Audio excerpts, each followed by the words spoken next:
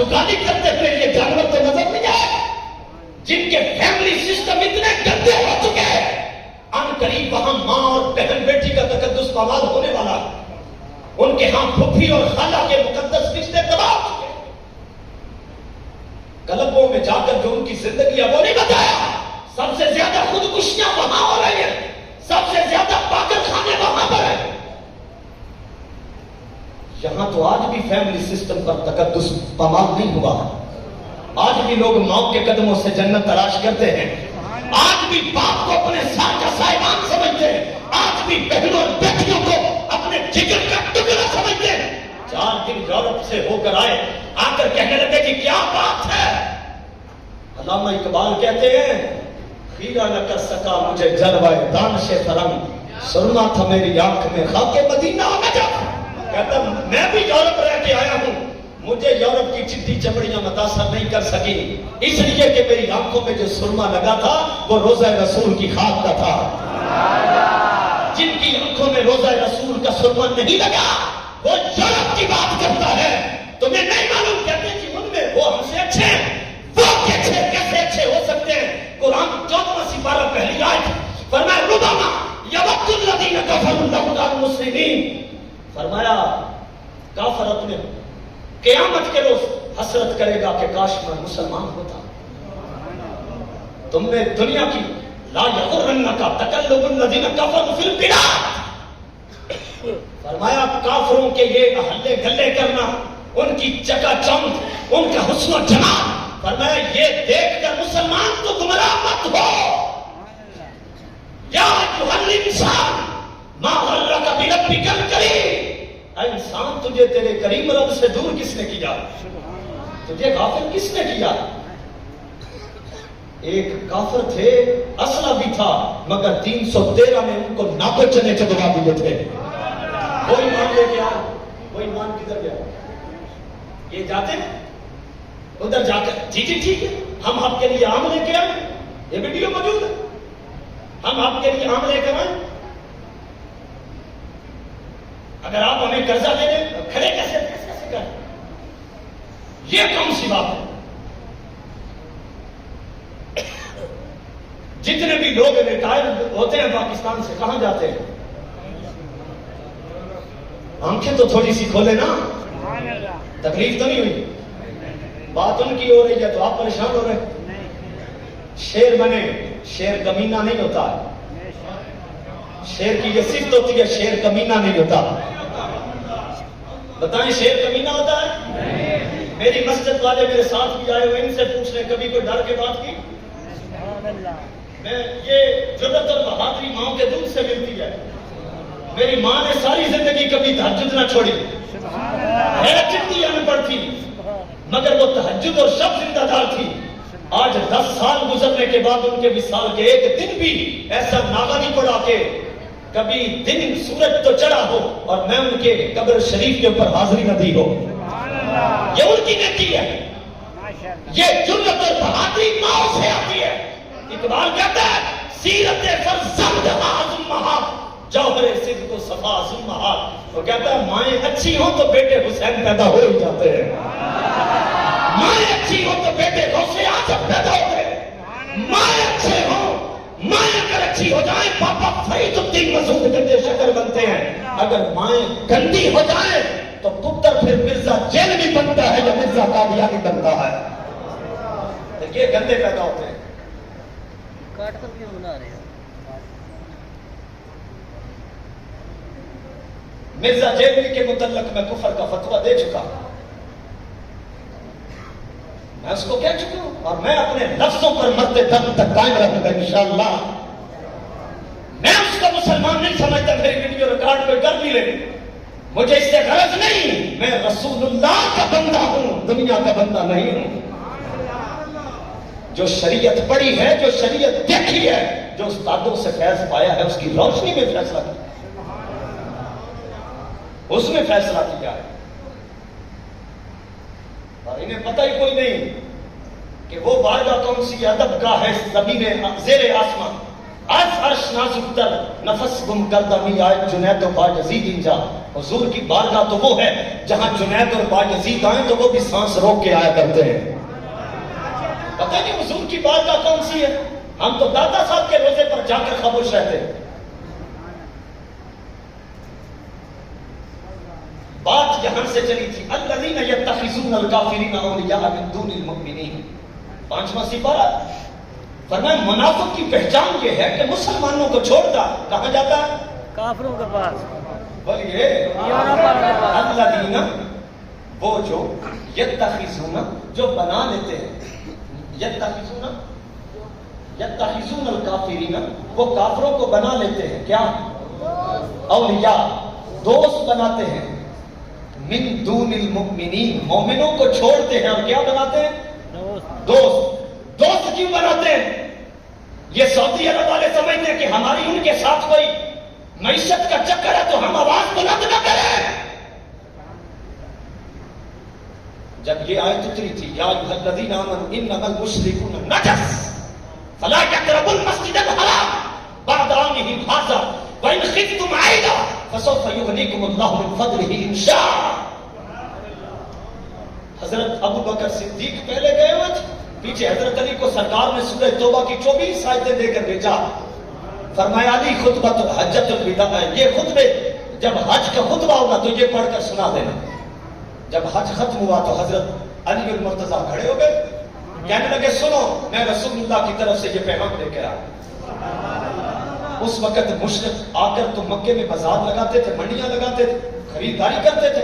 مسلمانوں کو تو کاروبار آتا نہیں تھا, یہ تو جہاد کرتے تھے, لیکن وہ کاروبار کرتے تھے, تاجر تھے بڑے بڑے کاروبار کے, ان کو اپس اینڈ ڈاؤنس بدتر سارے ہی آتے تھے.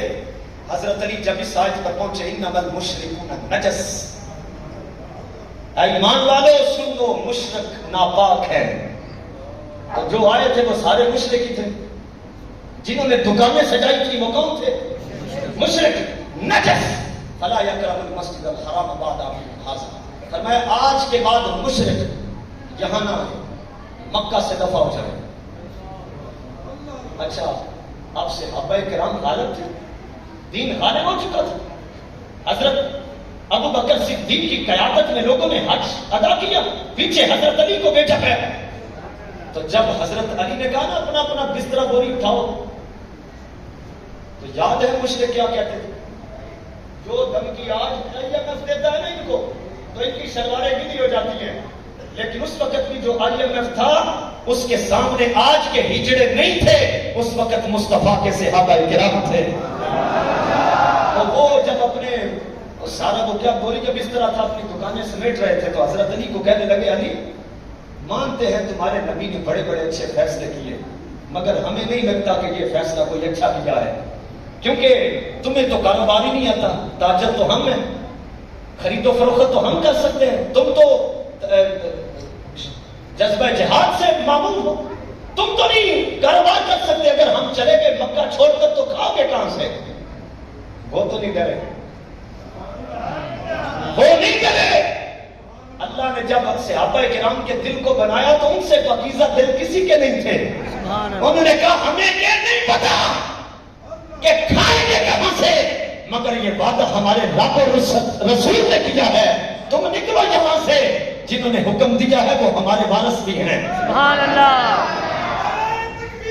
اللہ اکبر, اللہ اکبر, یا رسول اللہ, یا رسول اللہ, یا تو یہ جب نکل رہے تھے نا تو اس وقت بھی جس طرح آج چینلوں پر بیٹھ کر یہ موٹیویشنل سپیکر اور یہ اینکر دلال قسم کے, اقبال کہتا تھا ان کو کب ڈرا سکتے ہیں مجھ کو اشتراکی کوچا کر, یہ پریشان روزگار آشفتہ منہ آشفتہ سر. اقبال کہتا ہے یہ ہجڑے اور یہ ملنگ جو جدھر سے پیسہ ملا ادھر کی بات کی, جس کا فون آیا اسی کے بارے میں سوال پوچھے. اقبال کہتا ہے یہ اشتراکی کوچا کر یہ کب ڈرا سکتے ہیں مجھ کو, یہ تو روزگار کے لیے پریشان رہتے ہیں, جدھر کو بولی زیادہ لگی ادھر کو بک گئے. یہ ٹیویوں پر بیٹھنے والی طوائف ہے, یہ طوائفیں ہیں سیاسی, جدھر کی ہوا چلی ادھر کی بات کی, یہ کب ڈرا سکتے ہیں. اس وقت بھی اینکر موجود تھے لیکن اس وقت سپیکر نہیں تھے. चैनल नहीं थे, लेकिन उस वक्त आगे है मुसलमानों में थे मगर मुनाफिक थे और तर्जमान काफिरों के थे। आकर कहने लगी अली देखें खाएंगे कहां से, पिएंगे कहां से, हम तो मर जाएंगे। हजरत अली ने फरमाया मैं सिर्फ इतनी आयत लेकर नहीं आया कि सिर्फ ये नजस है आज के बाद ना आए, एक वादा भी रब का लेकर आया हूं। फरमाया वही खिफ्तुम आइलतन, आइला अरबी जुबान में कहते हैं तजारत में मंदा हो जाना। कहा वही खिफ्तुम आइलतन, फरमाया इनमें ऐलान कर दो कि अगर तुम्हें भूख का डर है, अगर तजारत के अंदर तुम्हें कमजोरी का डर है, फसौफ युगनीकुमुल्लाहु मिन फदलिही इंशाअल्लाह। ये वादा सियासतदान का नहीं, ये वादा रब रहमान का है। फरमाया इनमें ऐलान कर दो अगर तुम्हें तजारत में कमी आएगी तो तुम्हारा रब तुम्हारे लिए काफी हो जाएगा। वो जो मक्का से निकले थे ना, मक्का से निकले थे हजरत अली को तड़ियां लगाकर कि हम चले जाएंगे फिर देखेंगे क्या, फिर रब रब है। एक साल के बाद रब ने उन पर भी कहत डाल दिया। फिर यमन वालों ने इस्लाम कबूल किया, शाम वालों ने इस्लाम कबूल किया। वो बड़ी जरखेज जमीन और नबियों की जमीन थी, इतनी फसलें हुई कि वो सारे मुसलमान हो गए थे। फिर वो सारा माल उठा के मक्के ले आए। जो दड़ियां लगा कर गई थी IMF, वो खुद बकारी बन के मक्के हजरत अली के पास आ गए। हजरत अली के सामने उन्होंने कासे किए तो कहा तुमने तो उस वक्त हमें कहा था मगर हमने रब पर यकीन किया था, हमारे रब ने हमें गनी कर दिया है। इन्हें रब पर यकीन ही कोई नहीं, हिजड़ों को। ये सिर्फ यतीम खाने से बच्चियां ला के राते रंगीन कर सकते हैं। ये कोई उठकर औरत होकर तड़ियां लगा के मेरे पास तुम्हारी वीडियो है, वो फिर औरत नहीं रहती। उसकी सोच में कंजरपुना पहले से मौजूद है। औरतें ऐसी नहीं होती। खातून ने जन्नत से सरकार ने पूछा बच्चे ये बताओ औरत का मकाम क्या है? कहा औरत का मकाम ये है मर्द उसे न देखे कोई और ना वो किसी गैर मर्द को देखे। अब ये जो आकर इतने इतने बड़े मजमे में ऐसे ऐसे करके वो जो औरत नमाज की हालत में हाथ जहां तक सिर्फ रखने का हुक्म है, अपने घर की कोठरी के अंदर भी औरत तन्हाई में नमाज पढ़ती हो, हुक्म नहीं है कि वो इस तरह करे। हुक्म ये है कि सिर्फ इशारा करे। तो जो रब अपने कमरे के अंदर भी औरत को हाथ बुलंद करने की इजाजत नहीं देता, वो इतने बड़े सियासी पंडाल के अंदर आकर ऐसे ऐसे करने की इजाजत देगा? तो जब रब की शरीयत से खुला मजाक और बगावत होगी तो फिर जाहिर है IMF के कर्जे तो दिए जाएंगे। ऐसा ही है कि नहीं? आगे आगे कहते जी हम अकेले क्या करें, उसका इलाज भी मैं बता देता हूं। फरमाया यब्तगूना इंदहुमुल इज्जत, और है बेटी आए फरमाया दोस्त बनाते हैं काफिरों को, किनको छोड़ते हैं? मुसलमानों को।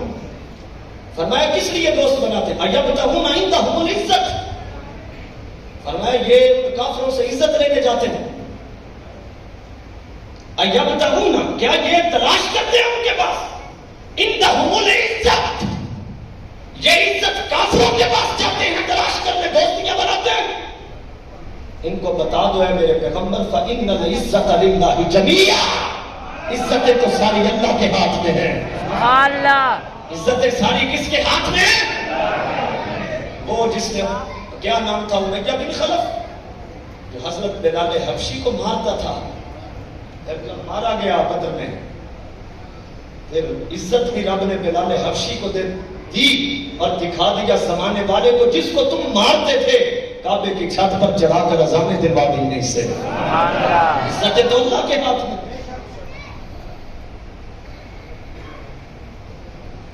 जो नौकरी करते हैं, फौजी किधर गई? बस इनको पकड़ लो जी, ये जिहाद पर तकलीफ न करे। इनको पकड़ लो, ये लब्बैक या रसूलुल्लाह का नारा न लगा दे। इनको पकड़ो, इनको खतरा है। ये लब्बैक वाले थोड़ा सा एहतियात करें। ये कहते हैं, वो धमकियां देते हैं कि हम इन पर फिर रेड करने जा रहे हैं। क्यों?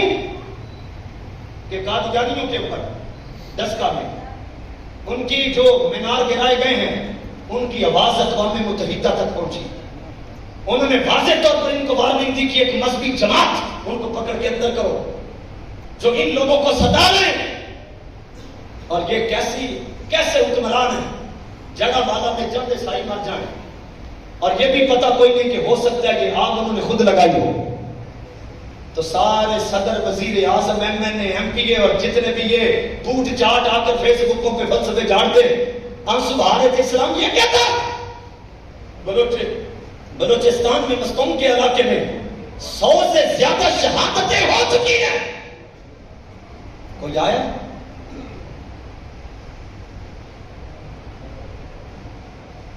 جس طرح پاکستان کے اندر پاکستانیوں کی اکثریت کا حال ہو چکا ہے نا, اقلیت کو حقوق زیادہ ہیں, اکثریت کے پاس حقوق نہیں. آج مسلکوں کے اعتبار سے اہل سنت کا جو حال ہے وہ اقلیت والا ہے. اگر کوئی اور مرتا تو شیعہ مر جاتا تو طوفان مچ چکا ہوتا, لیکن یہ اہل سنت کی شہادتیں ان میں ان کا خون اتنا سستا اور بے قیمت ہے. پھر کہتے ہیں جی ہم کیسے آواز بلند کریں, تمہارے اپنے نہیں رولے ختم ہو رہے, تم نے فلسطین کیا جانا. ٹائم دیکھیں ذرا کیا ہوا ہے. ہاں جی میرا یہ بیٹھے رہیں گے نا پھر انشاءاللہ. آئیے پھر قرآن مجید پڑھ رہے تھے.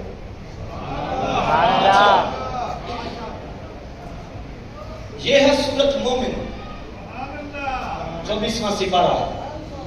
میں اس کے 2 رکوع جلدی سے پڑھوں گا اور اس کے اندر سے آئینہ دکھانا ہے.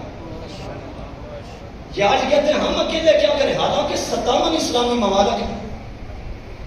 ابھی بیٹھک میں بیٹھے ہوئے بات سنا رہے تھے کہ پہلے کہتے تھے فلسطین آزاد نہیں, باقی ملک آزاد ہے. کہتے ہیں نہیں, اب پتہ چلا ہے باقی سارے ہی کہہ گئے فلسطین صرف آزاد ہے.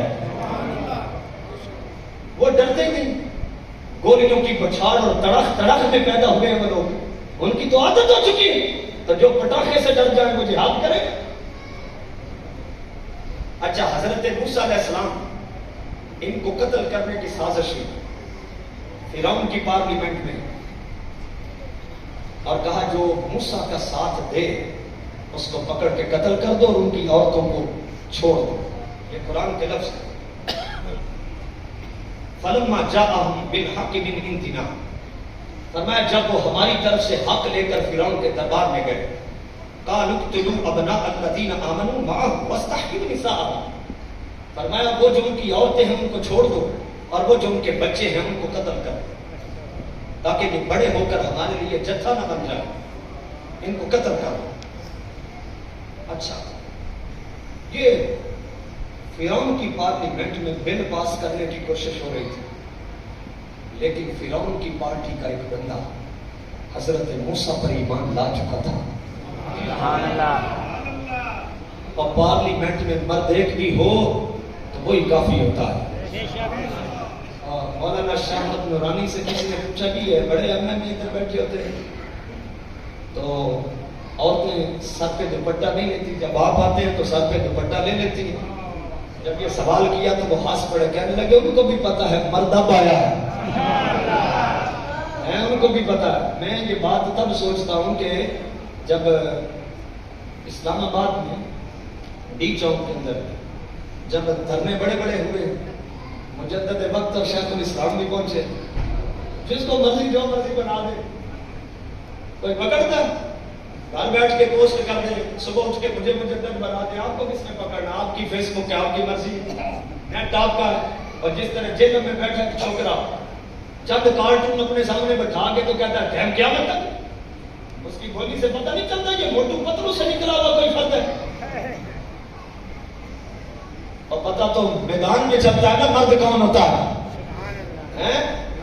تو بڑے ادھر پاکستان کی جی سب سے مشہور پارٹی ہمیں, وہ بھی ادھر گئے, بڑے بڑے لوگوں نے جا کے دھرنا دیا, تو بڑی بڑی اینکرز پرسن عورتیں جا کے کھلے بال چھوڑ کے گلے کھلے چھوڑے ہوئے شیخ الاسلام سے بھی ایسے انٹرویو لے رہی ہیں, اور باغم کھلیاں نے جدھر مرضی جاؤ, وہ بھی بڑا حساس کے جواب دے رہے ہیں. اقبال کہتا ہے کچھ آر انہیں حسن فروشوں سے نہیں, عادت یہ ہمارے شیخوں کی ہے یہ پرانی.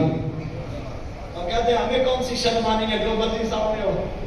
کہتے ہیں جب وہ خادم حسین رضوی سے پوچھا آپ کے پاس کوئی عورت آئی ہے, کہنے لگے ان کو بھی پتا ہے کنٹینر میں مرد بیٹھا ہوا. یہاں کوئی آئے گا یار اپنے ایمان سے ایک مرتبہ صرف تھوڑا سا غور کرے, ذرا چہرے نظر میں لا کر آئیں, لا کر دکھائیں. یورپ کی طرف آنکھ کھول کے غصے سے جو لیڈر دیکھے اور ان کا پیشاب نکل جائے وہ کس کی آنکھ ہو سکتی ہے؟ آپ کبھی تاریخ اٹھائیں نا, یہ وقت گزر لینے دے. اب تو جبڑ کرنے والے بڑے. خادم حسین رضوی کو دنیا سے یاد کرے گی جیسے لوگ آج داتا گنج بخشری اجمیری کو یاد کرتے ہیں. ابھی وقت گزرنے دے. مجدد نفسانی کے دور میں ان کو کسی نے نہیں مانا, لیکن بعد میں پتا چلا اس نے جہانگیر کو ناکو چنے چبوائے تھے. یہ بعد میں پتا چلتا ہے. اب تو اپنے بہت سارے پوچھ رہے ہیں. تو ادھر فرعون کی پارلیمنٹ کے اندر ایک بندہ, اور وہ کون تھا؟ قرآن کہتا ہے جب وہ قانون پاس کر رہے تھے نا موسیٰ کو شہید کر دو, فرعون بھی اس کی سرپرستی میں یہ بل پاس ہونے والا تھا. وقال رجل مؤمن, ایک مرد مومن بولا, اور وہ حضرت موسیٰ کے حق میں بولنے لگا تھا. رب نے اس کا کام بعد میں بتایا, پہلے اسے مومن کہا ہے. جو نبیوں کے حق میں آواز بلند کرے وہ مومن ہے. وقال رجل مؤمن, فرمایا وہ مرد مومن بولا, اور وہ کن میں سے تھا؟ من آل فرعون, فرعون والوں میں سے تھا. یکتم ایمانا, اب وہ اپنا ایمان چھپاتا تھا.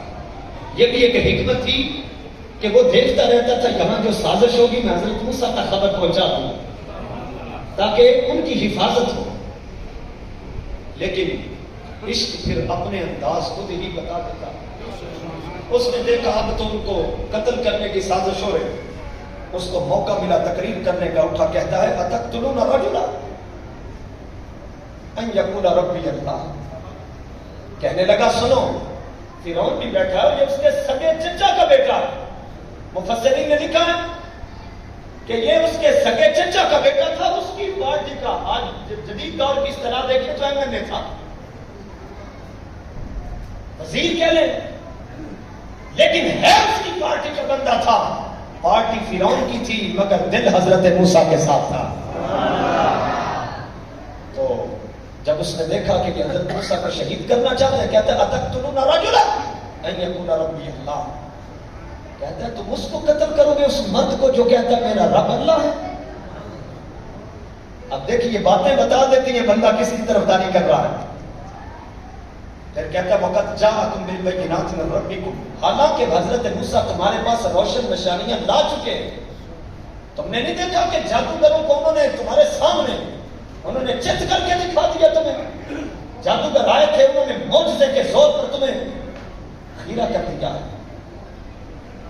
پھر ساتھ کہتا ہے وَإِنْ يَكُ كَاذِبًا فَعَلَيْهِ كَذِبُهُ, بالفرض اگر حضرت موسیٰ غلط کہہ رہے ہیں تو ان کی غلط گوئی کا وبال ان پر ہے. وَإِنْ يَكُ صَادِقًا يُصِبْكُمْ بَعْضُ الَّذِي يَعِدُكُمْ, کہتا ہے میری قوم اگر حضرت موسیٰ جو کہہ رہے ہیں وہ سچ ہوا تو پھر جو عذاب وہ تمہیں بتا رہے ہیں وہ عذاب تم تک پہنچ جائے. ان اللہ لا یہدی من ہوا مسرف کذاب, اللہ تعالیٰ حد سے بڑھنے والوں کو اور جھوٹوں کو پسند نہیں کرتا. اچھا اس نے مصرف اور کذاب کہا, حد سے بڑھنے والا کہا, تمہیں انہوں نے نشانیاں نہیں دکھائیں؟ کیا تمہیں حضرت موسیٰ نے معجزے نہیں دکھائے؟ تو حق کو جان کر بھی جو حق نہ مانے وہ ایسے ہی ہے جیسے حد سے بڑھ رہا ہے. کذاب فرمایا جو حق کو حق مان کر بھی حق نہ کہتا ہو وہ کذاب ہے, اللہ ان کو ہدایت نہیں دیتا. پھر ایک اور بات کہی, بندہ اکیلا تھا, یہ جو کہتے ہیں ایسی کلے کی کریے, بندہ اکیلا, اور فرعون کی بڑی پارلیمنٹ کے اندر خود ہی حضرت موسیٰ کا دفاع کر رہا. کہنے لگا یا قوم لکم الملک الجوم ظاہرین فی اللہ, کہتا میری قوم آج ملک اور سلطنت تمہارے ہاتھ میں ہے, اور ساری بادشاہی اور سارا اقتدار آج تمہارے ہاتھ میں ہے. مجھے نظر آ رہا ہے فوج تمہارے پاس ہے, پولیس تمہارے پاس ہے, اور اس وقت پنجاب پولیس تھوڑی ہونی تھی, اسی کی پولیس ہونی تھی نا جو فرعون کی تھی. اس نے کہا یہ سارے ادارے تمہارے ہاتھ میں. فَمَن يَنصُرُنَا مِن بَأْسِ اللَّهِ إِن جَاءَنَا. اگر اللہ کا عذاب آیا تو بتاؤ تمہیں رب سے کون بچائے گا؟ فرعون نے دیکھا یار بندہ جی بڑی تقریر کر رہا. ساتھ ہی اس نے نا فرعون نے مداخلت کی درمیان میں کہتا ہے قال فرعون ما اریکم الا ما ارى وما اهدیکم الا سبیل الرشاد. فرعون کہنے لگا جو میری عقل کہتی ہے نا اس کو مانو تم، میں تمہیں صحیح صحیح رستہ بتا رہا ہوں کہ شہید کر دو. وہ پھر بول پڑا مرد مومن کہتا ہے وقال الذی آمن یا قوم، ایمان والا بولا میری قوم انی اخاف علیکم مثل یوم الاحزاب. اے میری قوم مجھے خوف ہے کہ جس طرح پہلے لوگوں پر عذاب آیا ہے کہیں تم پر بھی نہ آ جائے. مثل دأب قوم نوح وعاد وثمود والذین من بعدهم. کیا تم نے قوم نوح نہیں دیکھی؟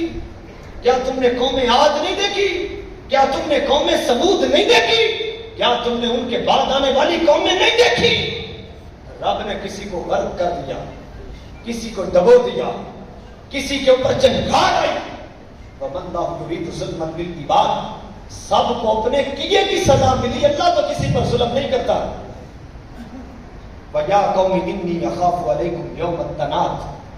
کہتا ہے میری قوم مجھے خوف ہے کہ کہیں ایسا نہ ہو کہ وہ دن آ جائے جس دن ہر طرف پکار مچ جائے. یوم تولون مدبرین ما لکم من اللہ من عاصم. فرمایا جس دن تم پیٹھ پھیر کے قبروں میں جاؤ گے تو اللہ کے عذاب سے تمہیں بچانے والا کوئی نہ ہوگا.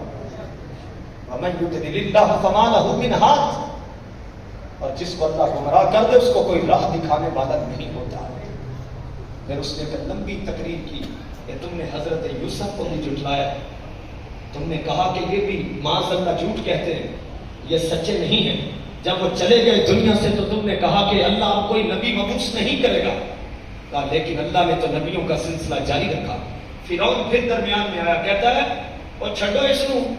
حامان کو کہتا ہے اپنے وزیر کو کہتا ہے اتنی لمبی سیڑھی بناؤ مطلب محل، میں اس محل پہ جاؤں تو میں فرعون کے رب کو دیکھ کے آؤں کہ موسیٰ کے رب کو دیکھوں ہے بھی کہ کوئی نہیں. کہتے ہیں جب بہت بڑا محل دریا کے کنارے پہ تعمیر کیا تو یہ اوپر چڑھا. اس نے ہاتھ میں ایک تیر لیا اور ایسے پھینکا. رب نے جبریل کو بھیجا، فرمایا اس کا یہ گمان بھی غلط نہ ہو جائے. فرمایا اس طرح کرو جنت سے ایک مچھلی لاؤ اور اس مچھلی کو وہ تیر لگا دو. وہ خون سے سرخ ہو کر تو نیچے آیا تو اپنی قوم کو وہ تیر دکھا دکھا کے کہے دیکھو میں موسیٰ کے رب کو قتل کرایا ہوں. کیا کہے میں موسیٰ کے رب کو معاذ اللہ قتل کرایا ہوں. لیکن وہ قتل تو نہیں نہ ہوا تھا. وہ مرد مومن کہتا ہے وقال الذی آمن یا قوم اتبعونی اہدکم سبیل الرشاد. ایمان والا کہنے لگا میری قوم میری پیروی کرو میں تمہیں سیدھا راستہ دکھا سکتا ہوں. اب اس آیت سے علماء توجہ فرمائیں، اس آیت سے تقلید کا ثبوت بھی ملتا ہے. جو کہتے ہیں نبی کے ہوتے ہوئے ہم امام کو کیا کریں، حالانکہ حضرت موسیٰ تو زندہ ہے. اور یہ کیا کہہ رہے ہیں یا قوم اتبعونی، اے میری قوم میری اتباع کرو. اہدکم سبیل الرشاد، میں تمہیں ہدایت کا سیدھا راستہ دکھا سکتا ہوں. اگر حضرت موسیٰ پر ایمان لانے والا سیدھا راستہ دکھا سکتا ہے اور اس کی پیروی جائز ہے تو پھر ہم کیوں نہ کہیں کہ امام اعظم کی پیروی درست ہے.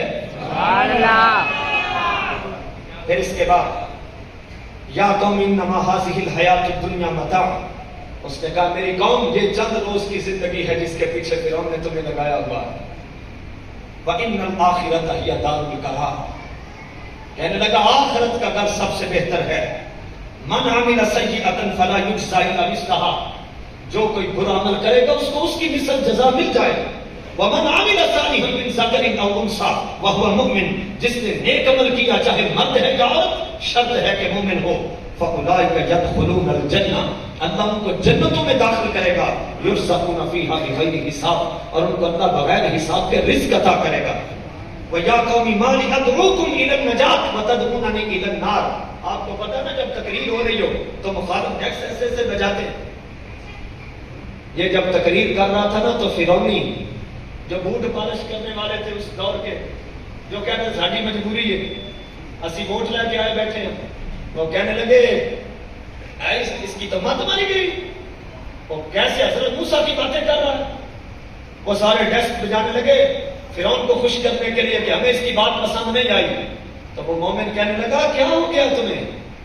میں تمہیں بلاتا ہوں نجات کی طرف اور تم مجھے جہنم کی طرف بلا رہے ہو۔ یہ میر ظفر اللہ جمالی کا نام تو سنا ہے، اللہ تعالیٰ اس کی مغفرت کرے۔ جب ختم نبوت میں جھول ہو رہا تھا تو فضل الرحمان بھی تو ادھر ہی تھا، وہ ٹیڈی ٹوپی والا بھی تو ادھر ہی تھا، جو کہتا میری اماں کہتی تھی کہ مجھے میری طرف کو دیکھتا نہیں، میرے پاس جوتا نہیں تھا، تو میری اماں نے کہا پتر اپنی ٹوپی جڑی وہ ڈیگی کر لے، لوگوں کا ٹوپی دے دھیان ہوئے گا تو تیری جتی تے نہیں پے گا۔ اس کو پوچھا کہ یہ آن کی ریکارڈ باتیں موجود ہیں، ان کو کہا جب حضور کی ختم نبوت پہ حملہ پارلیمنٹ میں ہو رہا تھا تم کدھر تھے؟ کہتا میں سلطان پیاسی۔ اور فضل الرحمان کے بندوں سے پوچھا کہ میں ہے ہی نہیں سی،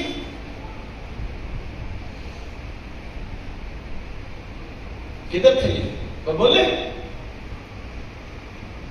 میر ظفر اللہ جمالی کو پتا چلا آج بھی اس کی تقریر، ہو سکتا ہے یہ تقریر اس کی بخشش کا ذریعہ بن جائے۔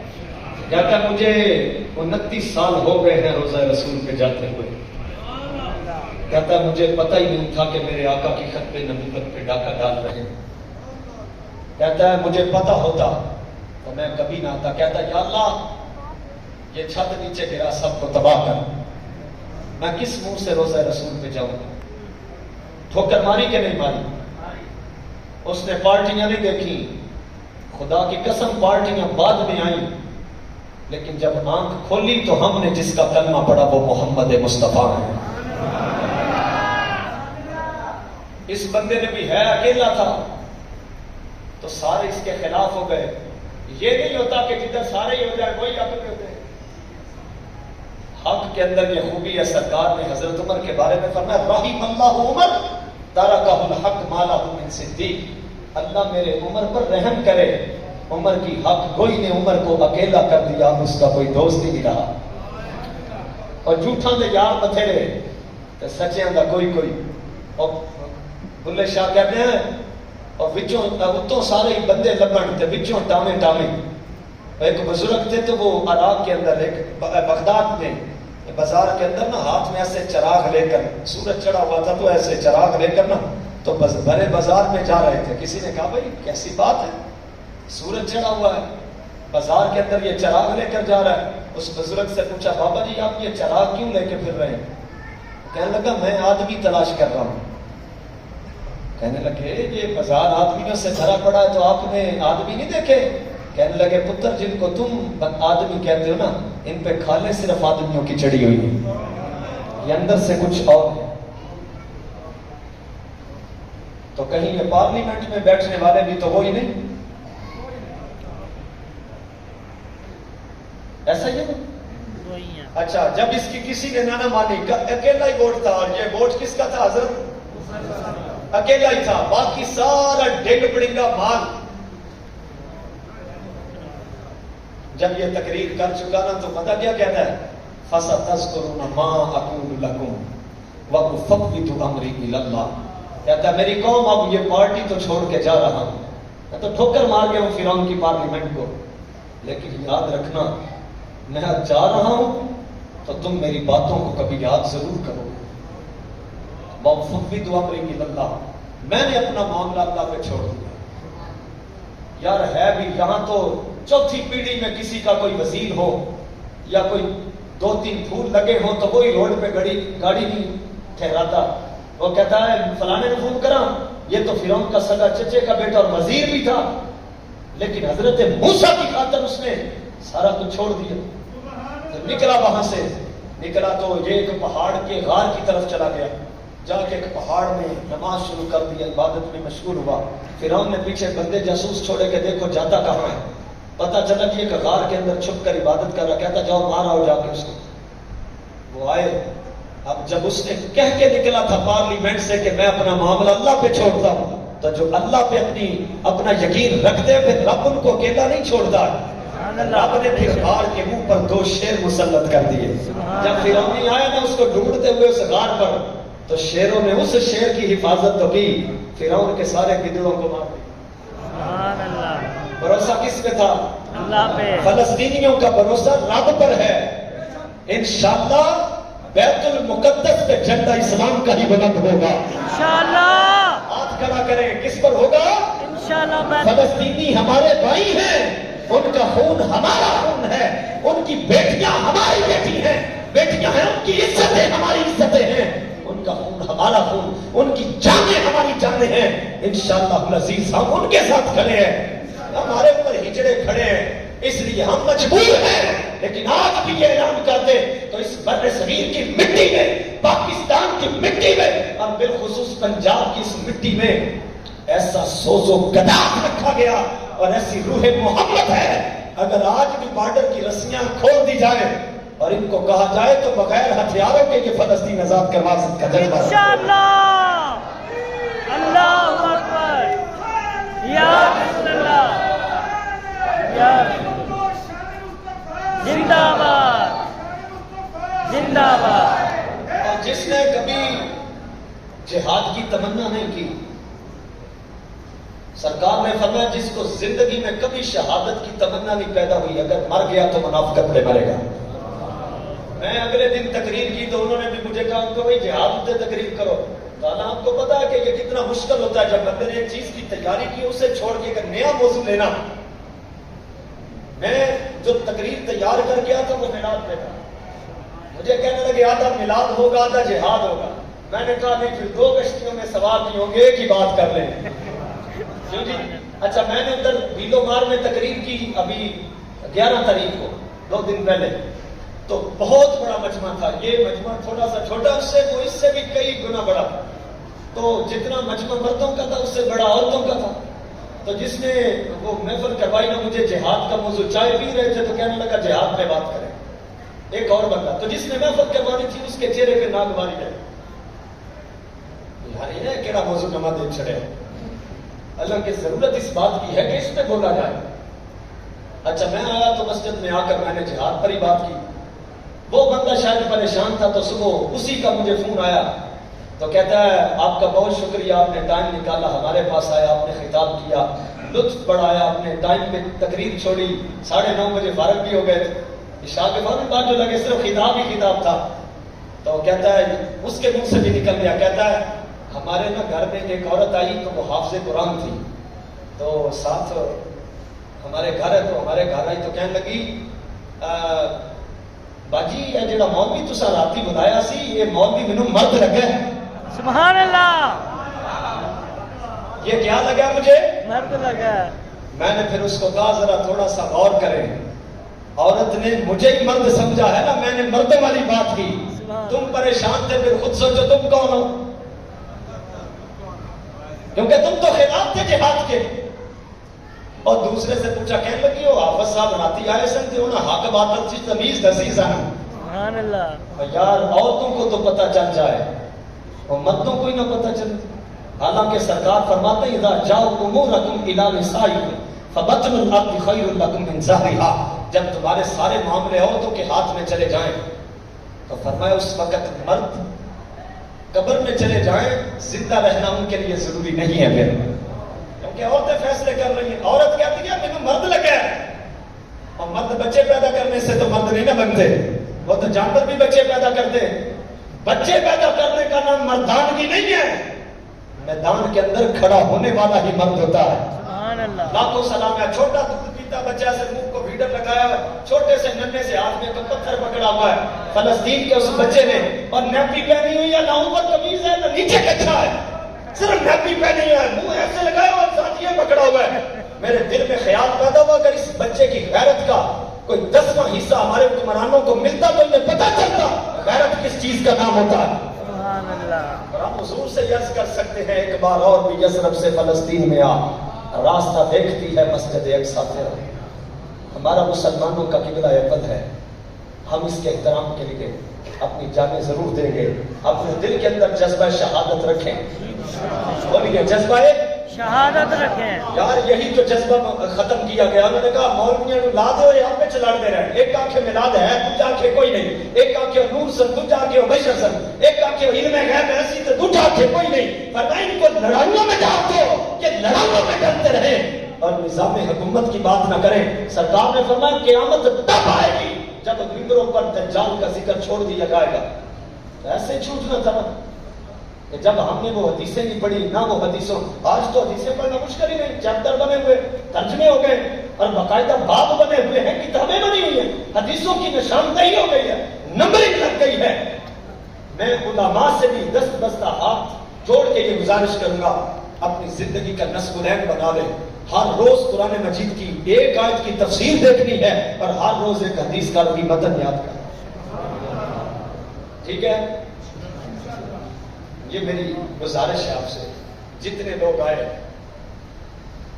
اللہ تعالیٰ آپ کے جذبہ محبت, جذبہ جہاد اور جذبہ شہادت کو اللہ تعالیٰ تازہ رکھے. ورنہ اس وقت جو جوید احمد غامدی کو سننے والا تو نہیں بیٹھا ہوا یار. جوید غامدی جہاد کے خلاف ہے. اس کے ماننے والے کو کہتا ہے جہاد اس وقت کی ضرورت ہے تو اب ہتھیار تمہاری ماں کے جہیز میں دے دیتے ہیں, وہ لے جاؤ.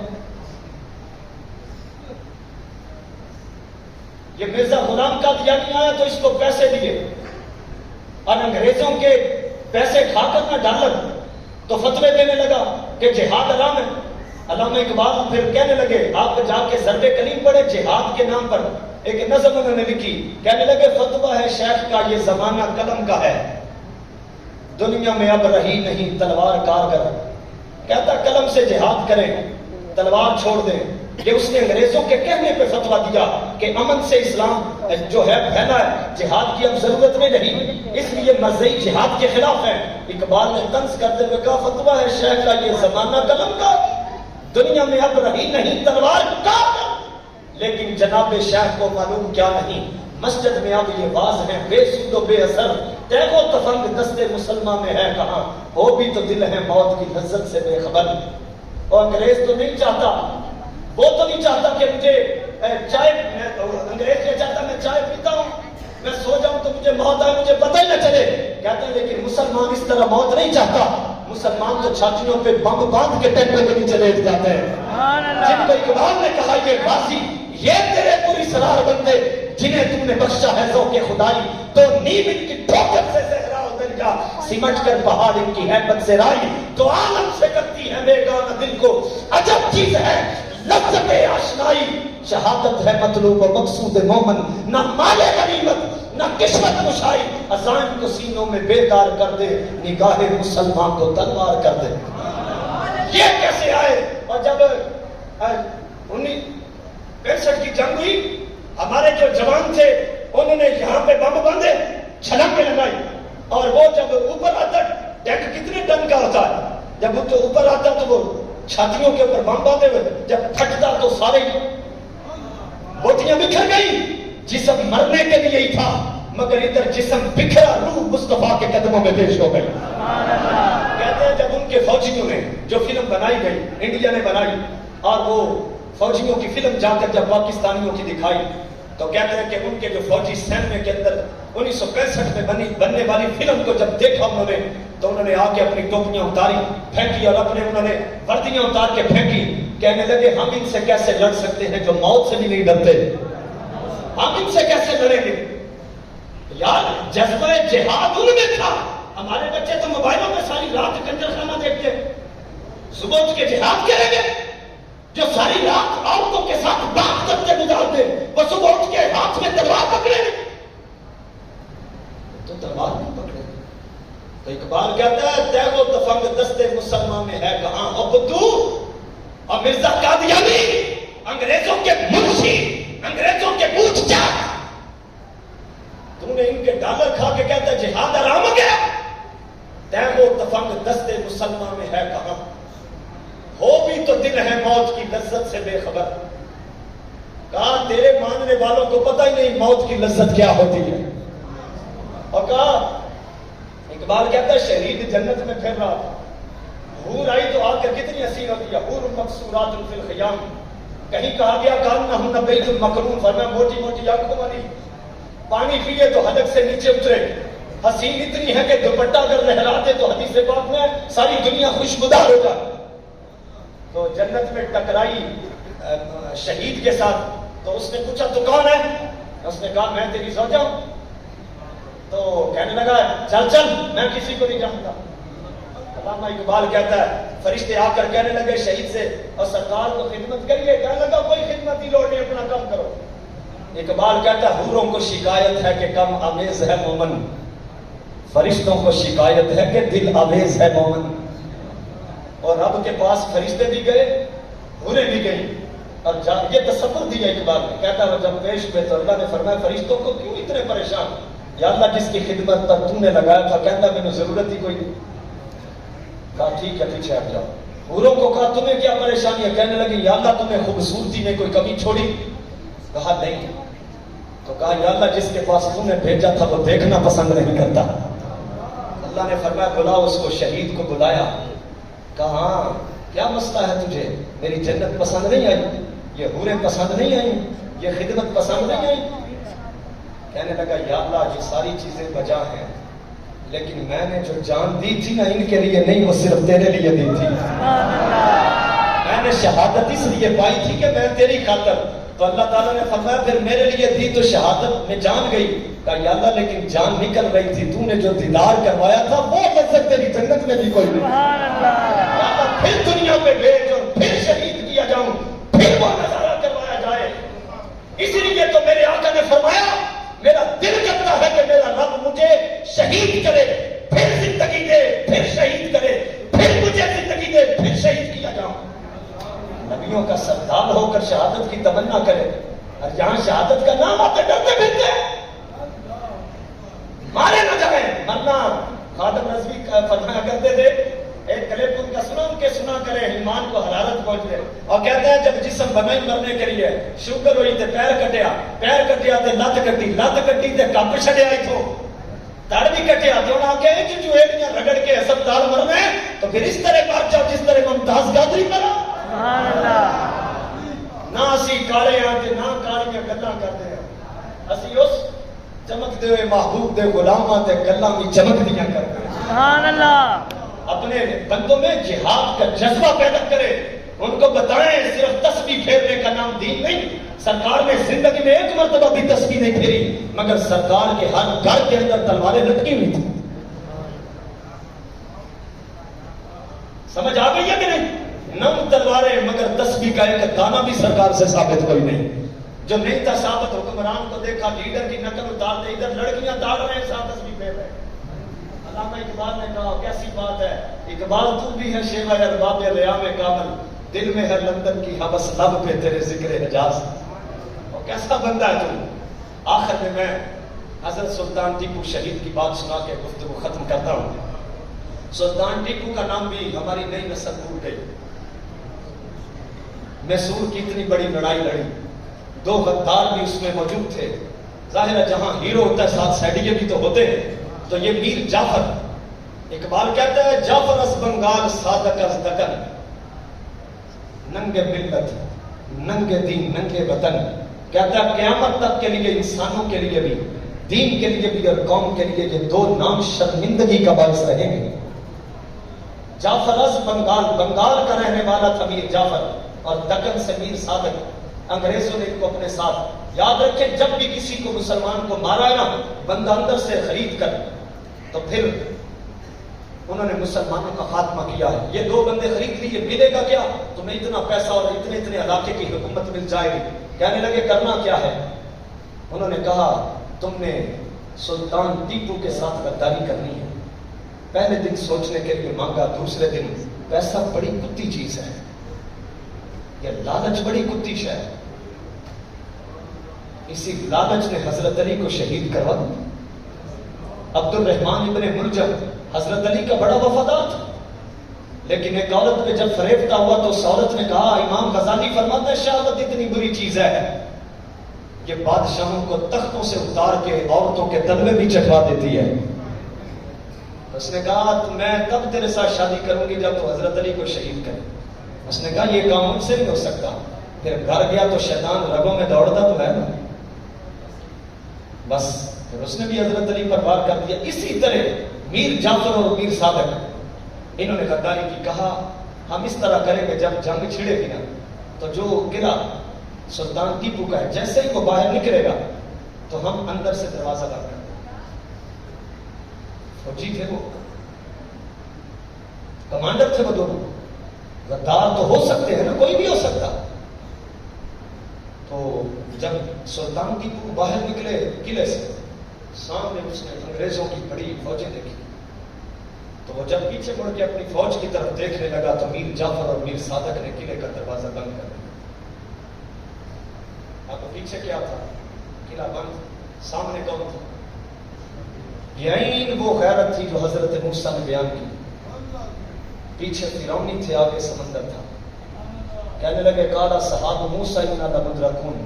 موسیٰ کے ساتھی کہنے لگے موسیٰ ہم پکڑے گئے ہیں. کہا قال کلا ان معی ربی سیہدین. کہا نہیں پکڑے گئے، میرا رب میرے ساتھ ہے، سبحان اللہ، ابھی راستہ دے گا.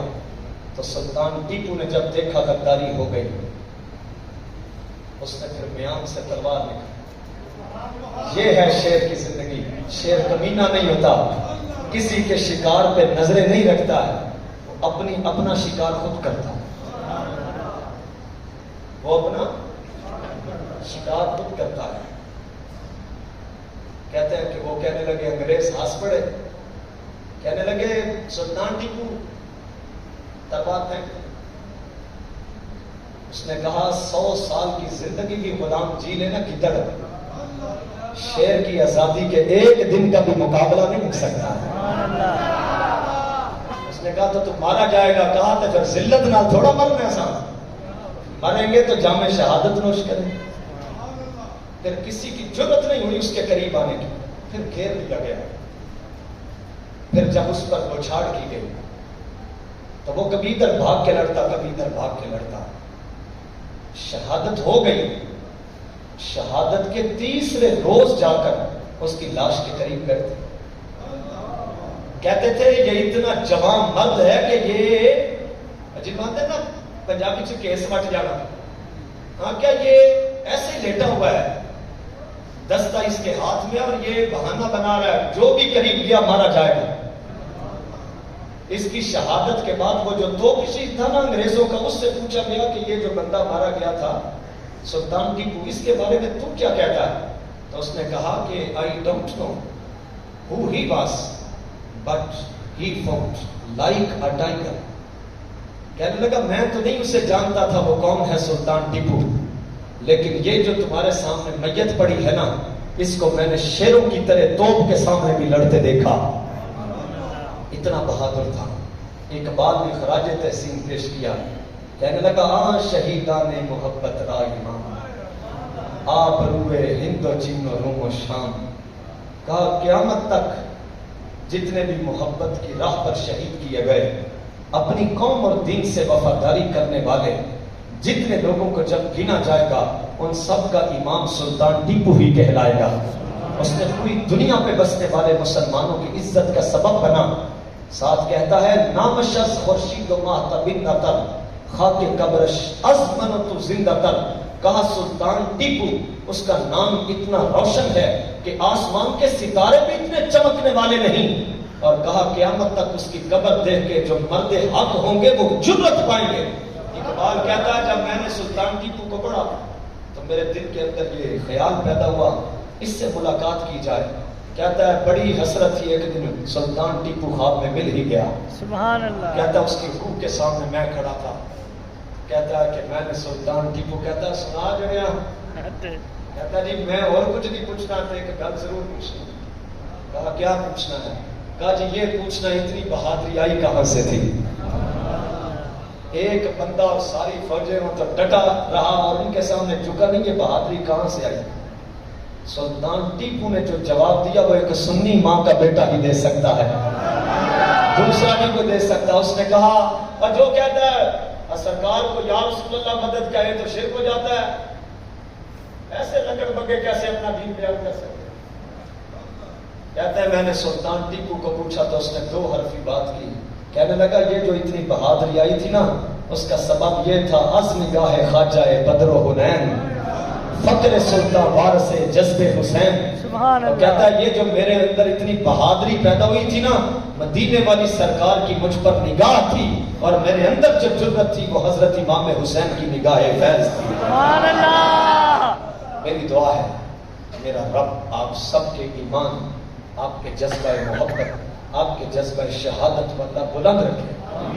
کوئی بھی موقع جب بنا انشاءاللہ العزیز ہم ہر لحاظ سے قربانی دینے کے لیے تیار ہیں، انشاءاللہ ہر لحاظ سے قربانی دینے کے لیے تیار ہیں انشاءاللہ۔ اللہ تعالیٰ کو گواہ بنا لے انشاءاللہ العزیز۔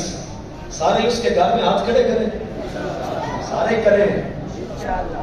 میں آپ کے ادھر کئی مرتبہ تقریر کرنے ہوں، کبھی کہا سبحان اللہ کہے، ہاتھ کھڑے کریں آپ۔ یہ تقریر کے لیے نہیں، یہ جذبہ محبت اور جذبہ شہادت کے لیے ہے۔ آپ جہاد کی بیعت کرتے ہیں، آپ جہاد کی بیعت کرتے ہیں۔ سرکار نے کی، سرکار کے صحابہ نے کی، نحن الذین بایعوا محمدا ابدا، فرمایا ہم اپنے نبی کے ہاتھ پر ہمیشہ کے لیے جہاد کی بیعت کر چکے۔ حضرت مجدد الثانی کا طریقہ تھا، جس کو بیعت کرتے پہلے اس سے جہاد کی بیعت لیا کرتے تھے۔ تو انشاءاللہ جب وقت آیا ہم اپنی زندگیوں کے سودے راہ محبت میں کرتے ہیں انشاءاللہ۔ جی انشاءاللہ۔